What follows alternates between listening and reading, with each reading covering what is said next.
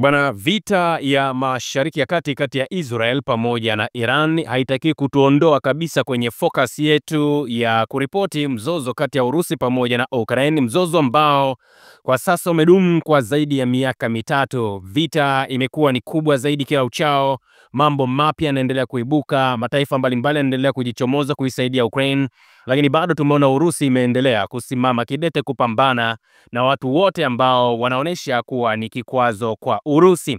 Sasa ripoti tulionayo ni juu ya makombora ya Urusi yashambulia makao makuu ya jeshi la Ukraini. Maneno haya yanatolewa na Wizara ya Ulinzi ya Urusi na taarifa kamili inasema jengo la viwanda ambalo linadaiwa kutumiwa na maafisa wa kijeshi wa Kiev lililengwa kwa makombora ya Iskander. Jeshi la Urusi limeshambulia makao makuu ya kijeshi ya Ukraine kwa kutumia makombora ya ballistic ya Iskander. Wizara ya Ulinzi ya Urusi imeripoti. Kwa mujibu wa taarifa hiyo, jengo hilo lilikuwa na maafisa wa kikosi cha operation kinachojulikana kama kikosi kazi cha Lugansk. Shambulio hili pia lililenga kituo hicho ambacho kinadaiwa kuwa ni cha mawasiliano na uongozi ambacho kipo katika mji wa Druzhkovika ambao upo chini ya udhibiti wa Kiev ndani ya Jamhuri ya Watu wa Donetsk DPR, eneo ambalo linadaiwa kuwa ni milki ya Urusi. Tukio hilo lilinaswa na ndege ya uchunguzi isiyokuwa na rubani drone, na video iliyotolewa na wizara imeonyesha makombora mawili yakipiga jengo kubwa la viwanda linaloaminika kuwa sehemu ya kiwanda cha enzi za Umoja wa Kisoviet. Mji huo uko umbali wa takriban kilomita 30 kaskazini magharibi mwa Zelensky. Pia umekuwa ukijulikana kama Totetsk, ambao awali ulikuwa ni kitovu cha operations za Ukraine kabla ya kutaliwa na vikosi vya Urusi mnamo Februari 2025. Wizara haijafafanua ni lini shambulio hilo limefanyika, ingawa video hiyo imeanza kusambaa Jumamosi kupitia mitandao mbalimbali ikiwemo mitandao kama Telegram, ambapo vyombo mbalimbali vimekuwa vikiripoti juu ya mzozo wa Ukraine. Mfumo wa kombora Iskander umetengenezwa ili kuharibu malengo ya thamani kubwa katika umbali wa hadi kilomita 500. Una uwezo wa kubeba kichwa cha kombora chenye uzito wa kilogramu 480 na uwezo wa kubadilishwa kulingana na aina ya operation na kwa kasi ambayo inafikia. Ni kwamba takribani Machi 6 kombora hilo ni gumu kulizuia na linafaa kwa mashambulizi ya haraka ya kimkakati, ambapo hivi karibuni pia Wizara ya Ulinzi ya Urusi iliripoti kutumia makombora ya Iskander kushambulia mfumo wa ulinzi wa makombora wa Irish-T uliotolewa na Ujerumani, ambapo kambi ya kijeshi ya muda na uwanja wa ndege unadaiwa kutumika kurusha ndege zisizokuwa na rubani za kujitoa mhanga kuelekea maeneo ya Urusi, na yenyewe pia iliweza kuharibiwa. Kwa hiyo Ukraine leo wamekutana na bala hilo. Tunasubiri tuone ni madhara kiasi gani ambayo wameyapata wa Ukraine kutokana na mashambulizi haya ambayo yamefanywa na Urusi. Sasa bwana, hii inapewa nguvu kabisa na bwana Abu Gerej. Je, unatafuta fundi stadi wa magari yako?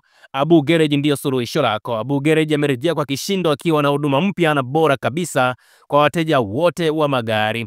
Mabamba ya magari ambayo yamekatika au yamechakaa, basi hautaki kuwaza tena. Wanaunda na kuunganisha mabamba yaliyokatika kwa kutumia flybar ya kisasa na kuwa imara, lakini pia na kuwa maridadi zaidi. Na kama gari lako limechoka, limepoteza mvuto, wanapaka rangi mpya kwa ustadi wa hali ya juu, wanalirudishia muonekano wa kipekee gari lako, lakini pia gari linaonekana tena kama mpya kwa bei nafuu, bei kitonga ambayo pia unaweza ukaimudu. Ifahamike bwana, Abu Gerej anapatikana Sayansi Kijitonyama jijini Dar es Salaam, na anapatikana kwa simu namba 0716 76 44 50. Sisi tunasema ubora wa hali ya juu, bei rafiki kwa kila mfuko, huduma kwa wakati na ya kuaminika. Abu Gerej wanalitibu gari lako kama gari lao, na ndio maana nawaambia kila siku watumieni hao jamaa, calls ni watu poa ambao wanafanya kazi katika viwango vya hali ya juu zaidi. Na hao ndio ambao pia wananisogeza huko katika nchi za G7.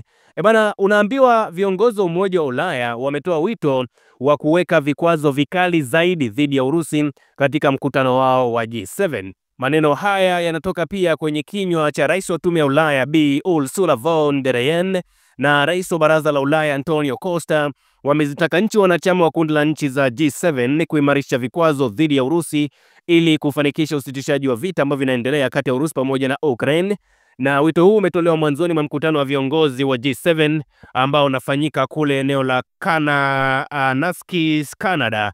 Mkutano huo pia umeanza rasmi tarehe 15 Juni kwa maana ya Jumapili, huku mazungumzo ya viongozi yakitarajiwa kufanyika leo tarehe 16 na 17 Juni, na Ukraine inatarajiwa kupata msaada wa kiuchumi pamoja na msimamo wa pamoja wa kimataifa dhidi ya Urusi, lakini mzozo unaozidi kupamba moto kati ya Iran pamoja na Israel huenda ukatawala mazungumzo ya mwaka huu.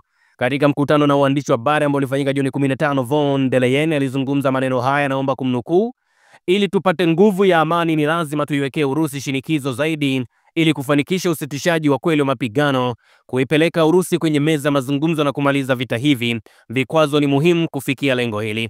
Von der Leyen akaongeza kwamba vikwazo vya kiuchumi vimekuwa njia yenye mafanikio tangu kuanza kwa uvamizi wa Urusi wa kiwango kikubwa, akibainisha kuwa vikwazo vya pamoja vya G7 na Umoja wa Ulaya vimesababisha mapato ya Urusi kushuka kutoka kwenye mafuta pamoja na gesi kupungua kwa karibu 80% tangu Februari 2022, akisema vikwazo vinafanya kazi na tutaendelea kuchukua hatua zaidi. Akihutubia viongozi wa G7, von der Leyen akawataka wakubali kutekeleza mapendekezo yaliyomo katika kifurushi cha 18 cha vikwazo vya Umoja wa Ulaya ambacho kilitangazwa Juni 10. Hata hivyo, hatua hizo mpya zinalenga sekta ya nishati pamoja na sekta ya benki za Urusi, pamoja na kupendekeza kushusha zaidi kiwango cha juu cha bei ya mafuta ya Urusi kutoka $60 hadi $45 kwa pipa moja, akisema nitawaalika washirika wote wa G7 kuungana nasi katika juhudi hizi za kuiwekea vikwazo Urusi. Naye rais wa Marekani bwana Donald Trump, yeye ni miongoni mwa watu ambaye amewasili katika mkutano wa G7, ambapo Donald Trump amewasili nchini Canada kushiriki mkutano na viongozi wa kundi la nchi 7 za G7, ikiwa ni kabla ya mkutano ambao unatarajiwa kuwa ni moja kati ya mkutano utaojadili kinaga ubaga katika mgogoro wa Israel pamoja na Iran. Lakini pia mkutano huu unatarajiwa kujadili juu ya Urusi pamoja na hiyo Ukraine, na rais wa Ukraine bwana Volodymyr Zelensky naye anatarajiwa kufanya mazungumzo katika lile eneo la mji wa Kananaskis, Alberta, Canada tarehe 17. Ataongea moja kwa moja na bwana Donald Trump. Kwa mujibu wa ripoti ni kwamba bwana Donald Trump aliwasili usiku wa Juni 15 Canada, ambayo kwa sasa inashikilia urais wa G7 kwa mwaka 2025, na wamemwalika bwana Volodymyr Zelensky kushiriki katika mkutano huo wa siku 3. Huu utakuwa ni mkutano wa 4 wa G7 kwa Zelensky tangu Urusi ilipoanza uvamizi kamili dhidi ya Ukraine.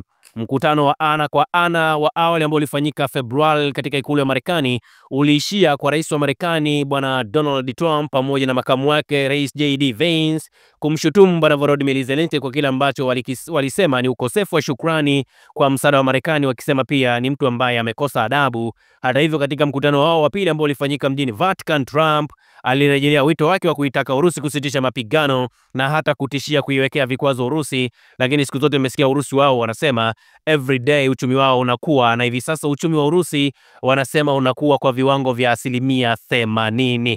Na wakati hali ya wasiwasi kiendelea kuongezeka kuhusu nia ya Trump kumaliza vita hivyo, waziri wa ulinzi wa Marekani bwana Peter Hegseth, yeye hivi karibuni alitangaza kwamba budget ya ulinzi ya mwaka 2026 itapunguza fedha ambazo zimetengwa kwa ajili ya msaada kwenda nchini Ukraine, ambapo mnamo Juni 12 rais wa Ukraine alilalamikia kile alichokiita ukosefu wa haraka wa hatua kutoka Washington kuhusu vikwazo na kudai kwamba Urusi inamdanganya bwana Donald Trump, akisema kwamba mkakati wa rais wa Urusi Vladimir Putin ni kuendeleza taswira ya mazungumzo bila dhamira ya kweli ya kusitisha mapigano. Nikinukuu kauli ambayo alizungumza tarehe 13 Juni, alisema kuna hatua za mbele tunaweza kuchukua, lakini tunahitaji dhamira ya kisiasa kutoka kwa rais wa Marekani kama kweli anataka mgogoro umalizike. Kwa hiki ndicho ambacho kinaendelea katika eneo la Special Military Operation.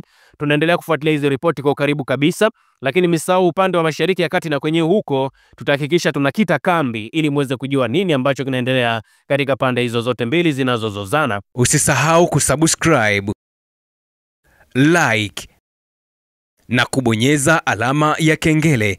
Asante.